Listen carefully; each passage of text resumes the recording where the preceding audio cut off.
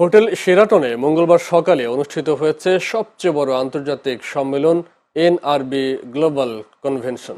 এই কনভেনশনে বিশ্বের প্রায় 25টি দেশ থেকে প্রবাসী উদ্যোক্তা, ব্যবসায়ী, চিকিৎসক, প্রকৌশলী, বিজ্ঞানী, বিশ্ববিদ্যালয়ের শিক্ষক, আইটি প্রফেশনাল সহ নানা শ্রেণী পেশার মানুষ অংশগ্রহণ করেছেন।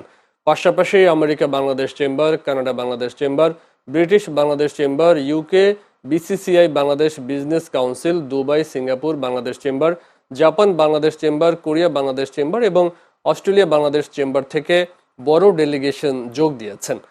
সকালে প্রধান অতিথি হিসেবে কনভেনশন হলের উদ্বোধন করেন বাংলাদেশের অন্তর্বর্তীকালীন সরকারের পররাষ্ট্র বিষয়ক উপদেষ্টা তৌহিদ হোসেন। দিনব্যাপী এই কনভেনশনে নানা আয়োজনের পাশাপাশি থাকবে স্বাস্থ্য, শিক্ষা, উন্নয়ন, অর্থনীতি, আইটি সহ বেশ কিছু বিষয়ভিত্তিক সেমিনার। পাশাপাশি এই আয়োজন থেকে প্রদান করা হবে এনআরবি অ্যাওয়ার্ড। বিভিন্ন সেক্টরের গুরুত্বপূর্ণ অবদান রাখায় প্রবাসী বাংলাদেশিদের অ্যাওয়ার্ড প্রদান করা হবে।